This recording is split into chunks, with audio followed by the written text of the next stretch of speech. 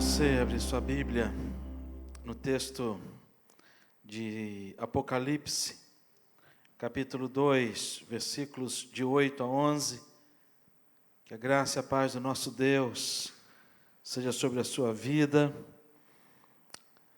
seja sobre esse tempo que a gente vai passar aqui na presença do Senhor, estudando mais uma carta de Jesus Cristo às 7 igrejas do Apocalipse. A gente tem conversado e abordado o tema Cartas para você, fundamentado aqui nesse texto, a partir do capítulo 2, quando começa a carta de Éfeso. Jesus escreve uma carta para a igreja de Éfeso, e nós conversamos na quinta-feira passada sobre esta carta. Vimos que era uma igreja muito importante. Vimos que era uma igreja, ficava numa cidade muito populosa, uma cidade muito importante no que se refere ao contexto econômico da época.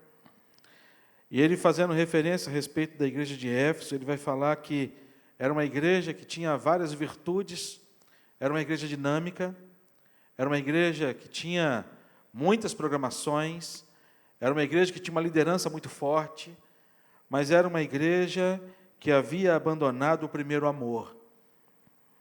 E hoje, de maneira muito especial, a gente vai falar sobre a segunda igreja, a igreja de Esmirna.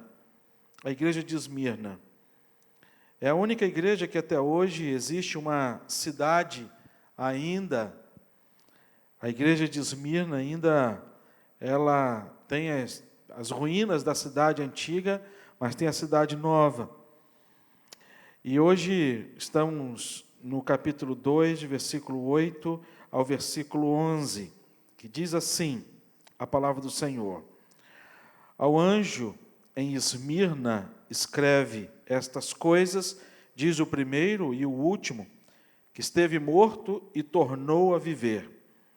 Conheço a tua tribulação, a tua pobreza, mas tu és rico, e a blasfêmia dos que a si mesmos se declaram judeus e não são, sendo antes sinagoga de Satanás. Não temas as coisas que tens de sofrer. Eis que o diabo está para lançar em prisão alguns dentre vós, para serdes postos à prova, e tereis tribulação de 10 dias. Sê fiel até a morte, e dar-te-ei a coroa da vida. Quem tem ouvidos, ouça o que o Espírito diz às igrejas. O vencedor, de modo nenhum, sofrerá dano da segunda morte. Oremos. Pai, de maneira muito especial, pedimos que o Senhor fale conosco, através da ação poderosa do Teu Santo Espírito, Pai. Que seja uma noite em que sejamos edificados pela Tua palavra, em nome de Jesus. Amém. Eu não sei se você já abriu uma correspondência que chegou ou na sua caixa de correio, ou no seu escaninho, no condomínio aonde você mora, que talvez esteja direcionado para alguma outra pessoa e colocaram lá por algum engano. Eu não sei se você já abriu alguma vez, por engano, uma carta, porque a gente abrir a carta de alguém é crime, a gente abre de vez em quando, né, quando há um engano.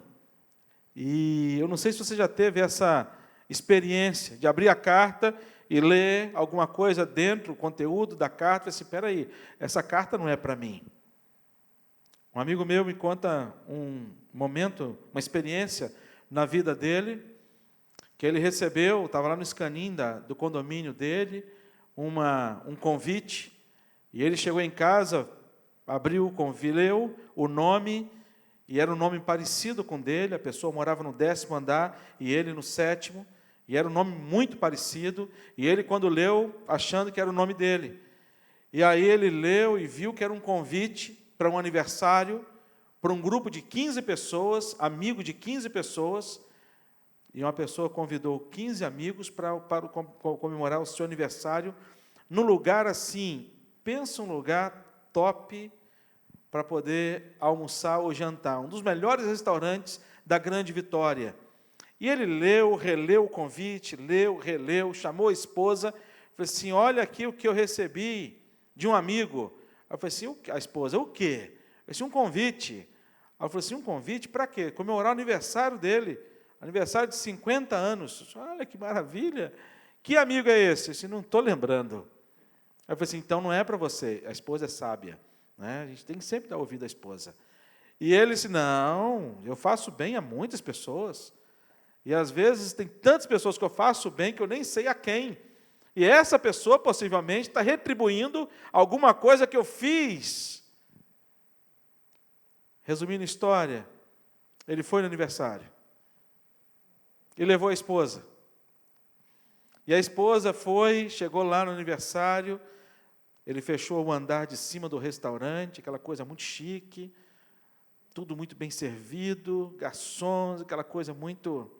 Até que chega o aniversariante. Vai de mesa em mesa, cumprimentando os convidados, e chega na mesa dele. E faz a seguinte pergunta, quem é você? Pergunta simples, fácil. E ele então respondeu o nome dele, apresentou a esposa, e entregou um presente, disse, olha, estou muito feliz por ter sido convidado para o seu aniversário. E ele falou assim, mas como é que eu te convidei? Eu disse, não, está lá o convite está lá. Eu disse, você mora onde? Eu moro em tal condomínio. Eu disse, agora eu sei. Era para a pessoa que mora no 10º andar, que tem um nome muito parecido com o seu. Aí a esposa disse o quê? Eu não te disse? A famosa frase. E ele então, a esposa contando a história para mim, para a Glícia, eu disse, olha, eu não tinha, pastor, aonde enfiar a minha cara de tanta vergonha.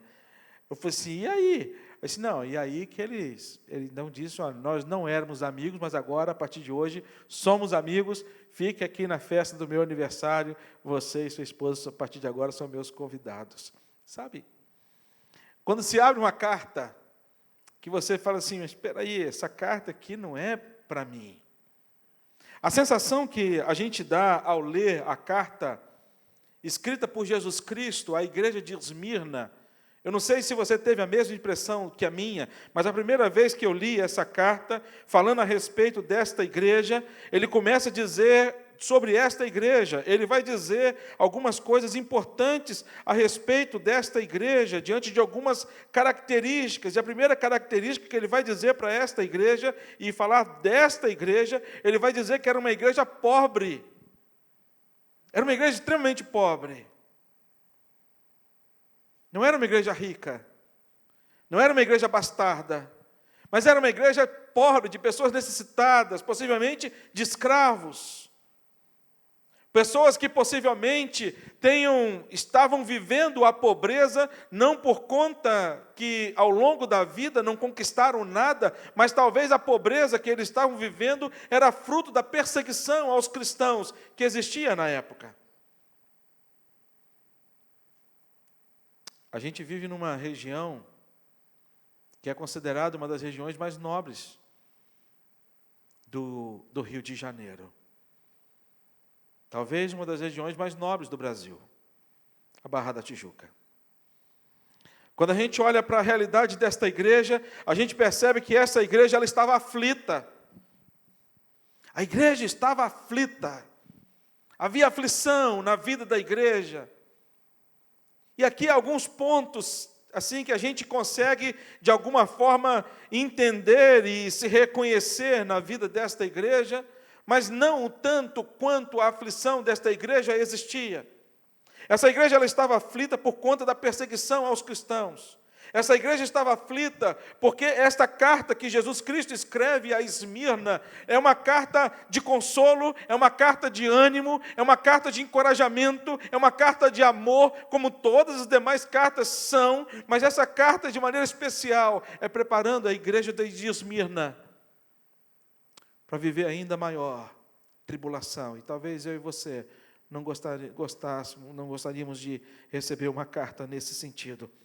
É uma igreja que está aflita, é uma igreja que está sofrendo, e essa aflição desta igreja, eles enfrentavam grande, terrível e sangrenta perseguição. E aí, olhando para o nosso contexto, você teve liberdade de sair da sua casa hoje e vir à igreja. Você tem a liberdade de sair da sua casa com a Bíblia na mão. Você tem a liberdade de você sair com uma camisa com dizeres evangélicos na sua camisa e você defender a sua fé no país em que nós vivemos, pois o país em que nós vivemos é um país laico. Nos dá a liberdade de cultuar o nosso Deus. Realizamos o culto no drive-in em público. Não precisamos fazer como muitas igrejas ainda hoje realizam. Eu tenho um amigo, irmão, que estudou comigo no seminário, reverendo Osni Ferreira, que está servindo ao Senhor no Oriente Médio. E ele falando a respeito de como que eles se reúnem secretamente no deserto. No deserto, para que ninguém pudesse ver. Como que são as reuniões semanais nas casas. Os cristãos não podem chegar ao mesmo tempo, na mesma hora. Eles combinam, então, quem são as pessoas que vão, e falam assim, olha, você chega, o culto começa 8 horas, então, uma pessoa chega meio-dia, e aí tem que almoçar na casa. A outra pessoa chega às 2 horas, a outra pessoa chega às 15 horas, e aí por diante. E depois para ir embora, não pode sair todo mundo junto, para não configurar que teve ali uma reunião, um ajuntamento. Termina o culto, sai um, depois de 3 horas sai o outro, depois de mais um tempo sai o outro, e ao amanhecer sai o último. Nós não vivemos essa realidade. Quando nós olhamos para esta igreja, a gente percebe que era uma igreja que estava sofrendo, e eles encontraram já no meio da dificuldade, eles encontraram em Jesus Cristo algumas coisas muito interessantes a respeito desse tempo em que esta carta ela foi escrita a Esmirna. Agora você imagina o pastor dessa igreja chegar para esta igreja e dizer, irmãos e irmãs, eu tenho uma carta aqui de Jesus Cristo para cada um de nós. Nós que somos pobres, nós que estamos aflitos, nós que estamos sofrendo, nós que estamos enfrentando grandes dificuldades e grandes provações. Jesus tem uma carta para cada um de nós. E se eu fosse membro desta igreja, sabe o que eu ia pensar? Graças a Deus, Jesus se lembrou da gente. Graças a Deus, Jesus enviou uma carta para a gente. O que eu esperava que fosse essa carta? O que eu esperava que fosse essa carta? O que você esperava que estivesse escrito nessa carta?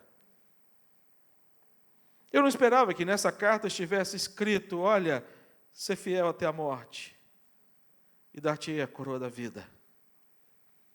Mas eu talvez, como membro da igreja, eu teria no meu coração a expectativa de alguém que ia dizer para mim, olha, o sofrimento acabou.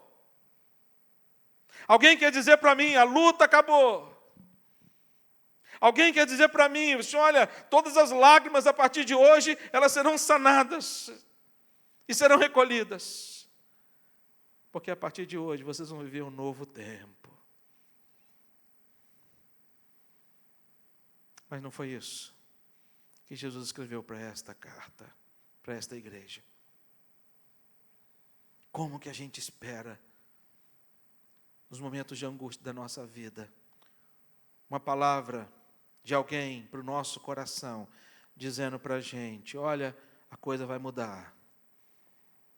Mas aqui a palavra, quando ele vai dizer para essa igreja, ele vai dizer para essa igreja, olha, não temas as coisas que tens de sofrer, que tens de sofrer, não é do que sofreu não, é do que ainda vocês vão sofrer. Ele vai dizer ainda mais, eis que o diabo está para lançar em prisão alguns dentre vós. É uma carta difícil, para a gente poder dizer, e talvez para a gente dizer para você, olha, Deus escreveu esta carta para você. Assim, você pode chegar para mim e falar assim, Rev, não tem como pular essa igreja? Vamos para outra carta? Mas, meus irmãos, essa carta aqui, ela traz uma mensagem de uma profunda esperança a uma igreja que sofria. Essa carta aqui, ela traz de maneira muito clara e evidente para você que está em casa acompanhando e talvez vivendo um tempo de sofrimento, vivendo um tempo de angústia, vivendo um tempo de aflição, devido às circunstâncias da vida, devido a esse tempo até que a gente está vivendo. Uma coisa que me fez entender esta carta para mim hoje, é o fato de que nesse tempo em que esta carta foi escrita, a palavra morte era muito, muito dita. A palavra morte, a morte, ela estava muito, era assunto quase que diariamente. Eram irmãos que se encontravam e disseram, olha, pegaram o nosso irmão fulano de tal. Ah, o que aconteceu? Ah, queimaram em praça pública. No outro dia, eu falei assim, olha, lembra daquele irmão nosso, irmão em Cristo, homem de fé, pegaram ele e a família dele. O que aconteceu? Eles foram lançados para os leões devorar. No outro dia, se lembra daquele irmão nosso? Qual irmão? Aquele crente. Lembro, foi decapitado. As notícias eram essas. Se você ligar a televisão, no jornal, hoje, você vai ouvir uma mensagem, talvez um noticiário de quantas mortes nós tivemos no dia. E durante mais de um ano, a gente já está ouvindo todos os dias quantos mortos estão sendo contabilizados no nosso país. A morte nunca foi tão falada como hoje em dia nós temos ouvido dela.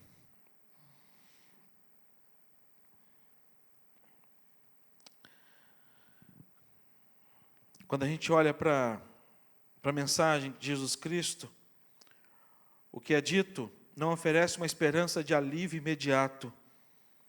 Jesus não disse para eles, olha, vocês são pobres, mas vocês vão ficar ricos. Jesus não disse, olha, vocês estão sendo perseguidos e eu destruirei os seus perseguidores. Ele não disse, vocês estão chorando devido à morte de entes queridos, mas eu os ressuscitarei. Jesus não disse, olha, vocês estão passando pela tribulação, mas chegou a bonança. Então, qual é o conteúdo desta carta, Heve? O que nós podemos aprender, então, com ela? O que nós podemos aprender com a igreja de Esmirna, uma igreja sofredora? Em primeiro lugar, Jesus ele escreve esta carta para você, não apenas para a igreja de Esmirna, mas escreve esta carta para você, para te dizer que ele sofreu no meu e no seu lugar. Primeira coisa que ele diz. Por isso que ele vai registrar no versículo 8, ao anjo da igreja em Esmirna, ao líder da igreja, ao pastor da igreja de Esmirna, escreve estas coisas, diz o primeiro e o último, que esteve morto e tornou a viver. Ele se refere ao seu povo como alguém que estava morto, mas que agora está vivo. Ele se relaciona com o seu povo como alguém que sofreu o extremo sofrimento por causa deles. Aqui no versículo 8, Jesus ele vai se identificar com esta igreja. Jesus ele vai dizer para esta igreja no versículo 8, assim, olha, eu sou o primeiro, eu sou o último. Ele está falando, eu sou o próprio Deus. O próprio Deus que foi enviado pelo Pai, Jesus Cristo, eu sou Jesus Cristo, a quem foi enviado pelo Pai a deixar toda a glória divina para se fazer homem, para habitar no meio de vocês. Eu sou aquele que levou sobre mim tudo aquilo que vocês não podiam pagar, porque Jesus ele pagou com a sua própria vida pelos nossos pecados. Jesus ele sofreu muito mais do que qualquer um de nós. Ele sofreu pelos judeus e era esperado e foi anunciado, assim como Isaías ele proferiu, ele veio para os seus, mas os seus o quê? Não receberam. Ele sofreu por conta da sua igreja, a traição da sua igreja. Quando Pedro nega, quando Judas o trai. Mas mais do que isso, eu acho que o maior sofrimento de Jesus Cristo, e com certeza foi na cruz, levar sobre si os nossos pecados, Porque algumas pessoas falam assim, o sofrimento de Jesus Cristo foi a coroa de espinho que foi colocada na sua cabeça. O sofrimento de Cristo foram os cravos que foram cravados nas suas mãos e nos seus pés, ou até mesmo aquela cruz pesada que ele teve que carregar, ou as chicotadas que ele teve, ou aquela lança alguma coisa física. Mas a dor de Jesus Cristo não foi física. Quer dizer, a maior dor de Jesus Cristo, ela não foi física. A maior dor de Jesus Cristo foi espiritual. Ele era Deus. Ele não teve nenhum pecado, mas ele teve que levar todos os nossos pecados sobre ele. E a gente sabe que o pecado nos distancia de Deus. Por isso que Jesus vai dizer para o Pai, Pai, se possível, passa de mim este cálice. Ele não está se referindo à cruz. Ele não está se referindo às chibatadas. Ele não está se referindo à coroa de espinho. Ele não está se referindo à humilhação que ele passou. Ele não está se referindo a nada disso, a não ser levar sobre ele os nossos pecados. E não porque Jesus estava num linguajar mais atual. Jesus não estava fugindo da raia. Ele não estava regando. Mas na verdade o que Jesus estava, e ele não queria, era se separar da presença do Pai. O maior sofrimento dele foi ter que se separar da presença do Pai. Porque quando ele leva os pecados nossos sobre ele, ele não podia estar na presença do Pai, porque o Pai é santo, santo, santo, santo. Por isso que Jesus diz para eles, eu sou o primeiro e eu sou o último, eu estive morto, mas eu agora vivo. Ele sofreu no meu e no seu lugar. Ele se relaciona com o seu povo como alguém que sofreu extremo sofrimento. Ele está lembrando a cada um deles o mártir fiel que foi Jesus Cristo. Então, quando Jesus Cristo ele olha para cada uma daquela igreja, ele fala para aquela igreja assim, olha, que o sofrimento que vocês estão passando é um sofrimento que eu sei, porque eu já passei por cada um deles. A segunda coisa que a gente pode ver nesse texto é que Jesus Cristo, ele vai dizer para a gente, no segundo ponto, e Jesus escreve carta para você, quando ele diz para você, não temas, não temas, a despeito do sofrimento, a despeito de todas as coisas, ele vai dizer, não temas. Versículo 9, versículo 10, ele vai dizer, conheço a tua tribulação, a tua pobreza, mas tu és rico, e a blasfêmia dos que a si mesmos declaram judeus e não são, sendo antes sinagoga de Satanás. Não temas as coisas que tens de sofrer. Eis que o diabo está para lançar em prisão alguns dentre vós, para ser disposto à prova, e tereis tribulação de 10 dias, até esse ponto. Jesus ele vai dizer, olha, eu conheço. Em outras palavras, ele está dizendo para cada um daquelas pessoas de Esmirna, olha, eu sei, por experiência própria, o que vocês estão passando. Sei, por experiência própria, como enfrentar problemas, testes e tribulações. Sei, por experiência própria, o que é estar completamente vazio e tornar-se pobre, deixar de lado as riquezas. Sei, por experiência própria, o que é ser apreendido e abusado pelos outros. Sei o que é isso, por experiência própria. Esse conforto a esta igreja, ele está dizendo para esta igreja, olha, eu sei o que vocês estão passando e o que vocês estão vivendo. Mas ele vai dizer de maneira muito clara, não temas. Interessante que Jesus, ele vai repetir essa palavra, quando Jesus, ele prepara os discípulos para a sua partida. Lá em João, no capítulo 14, Jesus ele vai dizer para os discípulos, não se turbe o vosso coração, credes em Deus, crede também em mim. E aqui ele vai dizer para esta igreja: não temas, porque eu sei o que vocês estão sofrendo, toda tribulação, toda pobreza, toda angústia, todo sofrimento. E a mesma palavra que Jesus traz para mim e para você, ainda hoje, nesse tempo que a gente está vivendo, com todas as nossas lutas, e possivelmente, e com certeza, não eram as mesmas lutas que eram enfrentadas pela igreja de Esmirna. Aí você pode perguntar: pastor, o senhor está fazendo uma comparação entre sofrimento? Eu acho que o sofrimento ele não é medido e ele não é comparado. Algumas pessoas, quando abrem o coração para alguma pessoa falando a respeito do seu sofrimento, alguns pensam assim: puxa vida, você está sofrendo por causa disso? Uma coisa tão... Talvez o seu sofrimento para mim seja algo muito simples de ser vivido. E talvez os meus sofrimentos para você, se eu compartilhar aquilo que tem causado dor ao meu coração, talvez para você fale assim: olha, quanto a isso, Eve, você está sofrendo por causa disso? Se tem uma coisa comum a todos nós, irmãos, é o sofrimento. Desde quando o pecado ele passou a existir na raça humana, nós passamos a sofrer. Nós passamos a viver neste mundo aqui, que não é nosso, e eu vou falar um pouco mais à frente sobre isso. Esse mundo aqui, ele está reservado para a gente. Nesse mundo aqui nós teremos aflições, e Jesus ele deixa muito claro. Jesus ele não prega uma mensagem, sabe, uma mensagem ilusória, dizendo para a gente que quando nós nos convertemos, quando nós temos a presença de Jesus Cristo com a gente, os problemas eles não existirão.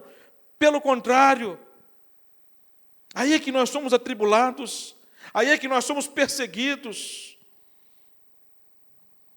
E quando a gente fala da perseguição de hoje, não é uma perseguição física, não é uma perseguição física. Quando a gente fala do mundo de hoje que nós estamos vivendo, a gente vive uma perseguição moral, uma perseguição espiritual, que Satanás ele tenta de todas as formas matar a presença de Deus no nosso coração. E ele começa isso desde quando ataca os nossos filhos. Ele começa atacando os nossos filhos. Se ele não pode atacar a gente, ele vai atacar pessoas que estão ao nosso lado. Essa é a artimanha dele. Ele veio matar, roubar e destruir. Ele é o príncipe do mal. E ele age.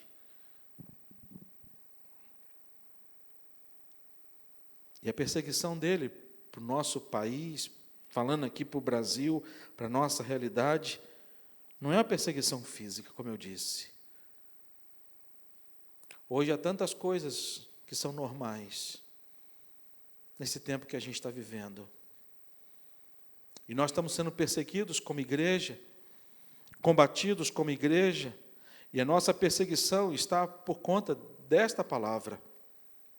É esta palavra aqui que está sofrendo todos os ataques nesse tempo que a gente está vivendo.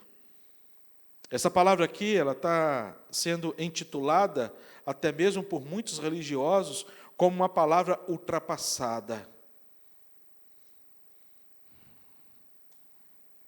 E com isso, hoje nós vivemos numa sociedade onde essa sociedade ela diz para a gente que não existe uma verdade absoluta. Você tem a sua verdade e eu tenho a minha verdade. E eu tenho que respeitar a sua verdade, mas a minha verdade ela não pode ser respeitada. A minha verdade ela é homofóbica, a minha verdade ela é preconceituosa, a minha verdade ela agride as pessoas.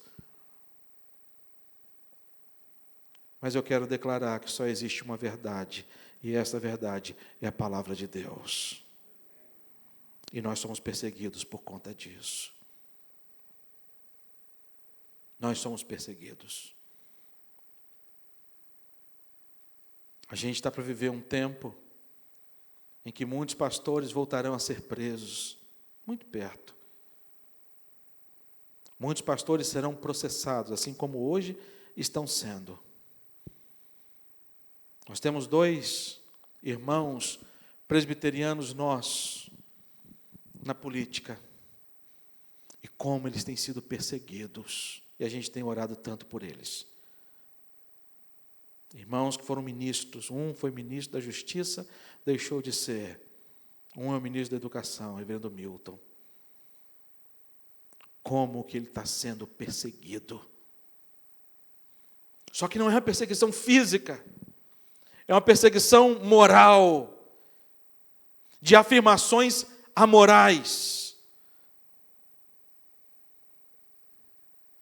Isso vai chegar na igreja. E aí, essa palavra aqui, ela vai ter sentido para mim, como pastor, porque eu não vou me curvar às ideologias desse tempo. E eu vou dizer não às ideologias desse tempo. Se quiser, pode me prender. E aí eu vou ter sentido para mim esse versículo 10. Não temas o que tem de sofrer. O diabo está para lançar em prisão alguns de vós. E é isso que ele tenta fazer. Intimidar a gente. Não temas. Não temas. Mas em último lugar, Jesus escreve carta para você, para te dizer, o melhor está por vir. O melhor está por vir. Eu tentei ver um outro termo, mas eu não encontrei outro termo para fazer esse último ponto. Porque esse termo aqui é meio que um jargão espiritual. O melhor está por vir. Já não faz nem mais sentido para a gente, muitas vezes, dizendo essa frase, mas a verdade é essa. Ele está dizendo para uma igreja que está sofrendo e que vai sofrer ainda mais, mas vai dizer para esta igreja uma mensagem de esperança. Olha, o melhor está por vir, meus irmãos. Quando ele vai dizer no final do versículo 9, versículo 10 e o versículo 11, final do versículo 10 e o versículo 11, ser fiel até a morte, e dar-te a coroa da vida. Quem tem ouvidos, ouça que o Espírito diz às igrejas. O vencedor, de nenhum modo, sofrerá dano da segunda morte. Aqui ele vai trazer uma mensagem para mim, para você, para a gente se desmembrar deste mundo, para a gente se deslocar deste mundo, para a gente se desligar deste mundo que a gente vive. Esse mundo que a gente vive é um mundo mau. E ele vai dizer para a gente, olha, nós estamos aqui de passagem.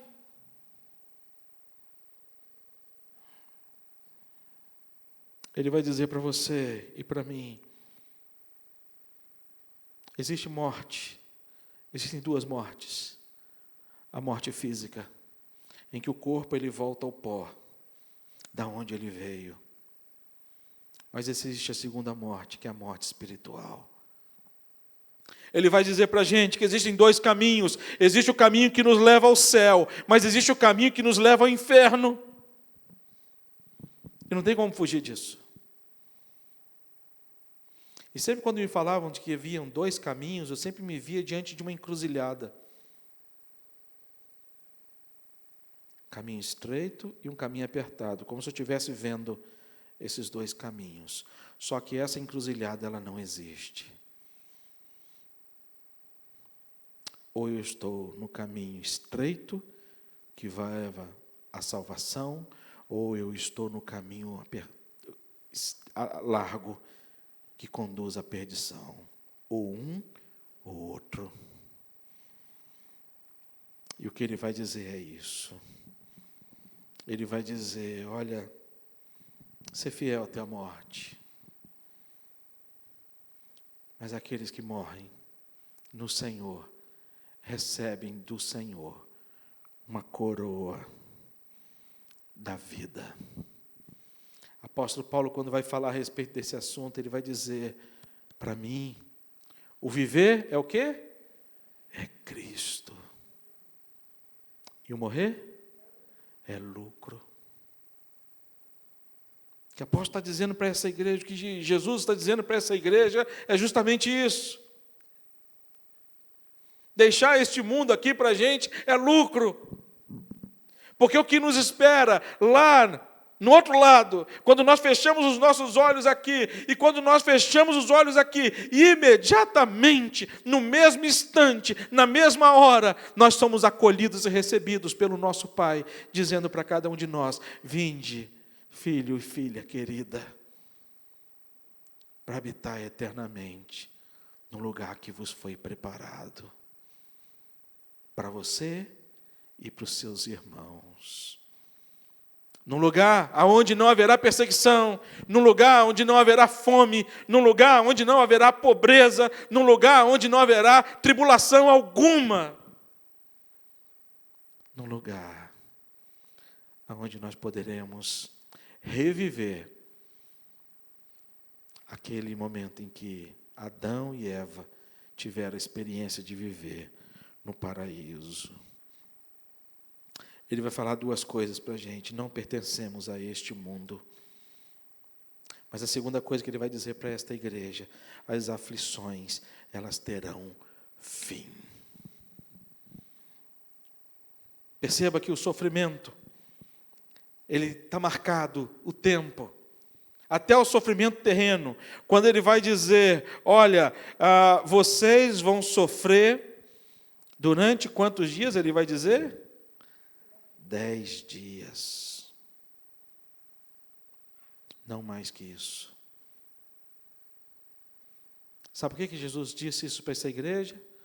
Porque Jesus está dizendo para essa igreja: olha, vocês vão ter uma aflição terrena, mas eu não vou permitir que vocês passem além de 10 dias de sofrimento. A aflição, ela tem dia para começar, mas ela tem dia para poder acabar, porque depois da aflição vem a bonança. É assim que Deus faz com o seu povo. Por isso a gente consegue se enxergar dentro dessa carta de Esmirna. Por isso que eu olho para a carta de Esmirna e falo assim: é uma carta escrita para o nosso tempo, é uma carta escrita para mim. Porque Jesus, ele escreve esta carta para você, para te dizer que ele sofreu no seu lugar. Ele escreve essa carta para você, para dizer para você, no meio à sua aflição: não temas. São 10 dias, ou 5 dias, ou 3 dias, mas tem um início, tem um fim. E para dizer para você: o melhor está por vir. Vamos aguardar esse nosso Deus. E eu espero ansiosamente a volta de Jesus. Eu espero, irmãos. Eu me emociono quando falo desse assunto. Porque é algo tão real que eu acredito. É algo assim que eu, sabe, é tão real, tão real, tão real, que desde a minha adolescência, eu vi um raio no céu e falei assim: Jesus está voltando. O tempo fechava de uma forma diferente, eu falei assim: Jesus está voltando. Quando eu era mais adolescente, na mesma hora eu me ajoelhava: Senhor, perdoa meus pecados, em nome de Jesus, o que eu fiz, o que eu não fiz e tal. Pode voltar que eu estou... Sabe, Jesus está voltando. A aflição vai ter um fim. Vai acabar. E nós moraremos com Ele eternamente. Vamos orar? Deus, o Senhor cuida da gente. O Senhor é um Deus que conhece a nossa aflição. O Senhor conhece as nossas dores. Pai, a carta do Senhor foi escrita para Esmirna e chegou até Esmirna. Todos os irmãos que ouviram esta carta na época já morreram. Alguns, fruto da perseguição, decapitados, queimados.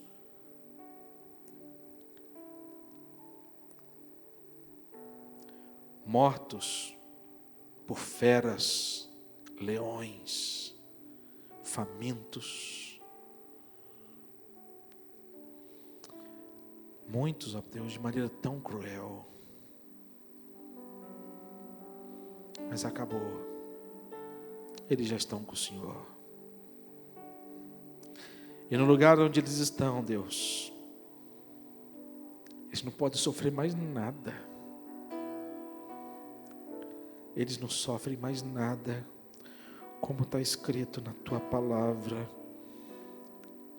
De nenhum modo sofrerá dano, nenhum modo sofrerá dano à segunda morte, nenhum modo. Todos já estão na tua presença. Pai, a gente que está aqui, Senhor Deus, ainda vivendo neste mesmo mundo, cheio de aflições, de lutas, provações, mas é bom saber que a gente tem o mesmo Deus e as mesmas promessas escritas para nós. Por isso nós te louvamos e te bendizemos. E pedimos, ó Deus, por pessoas tão queridas nossas, que estão em tratamento de saúde. Aqueles que estão em tratamento de saúde por conta dessa pandemia, Pai, essa enfermidade que tem assolado o mundo inteiro. Que nos tem, ó Pai, falar e ter notícias de morte todos os dias. Pedimos, ó Deus, pessoas queridas nossas, ó Pai, a Inês, o Francisco. Pedimos, ó Pai, pela Dona Lúcia. Pedimos, ó Pai, por todos aqueles, ó Pai, que de alguma forma passam, ó Deus, por aflições, para que a ação do Teu Santo Espírito seja sobre cada vida e cada coração. Em nome de Jesus e para a glória do Senhor Jesus. Amém.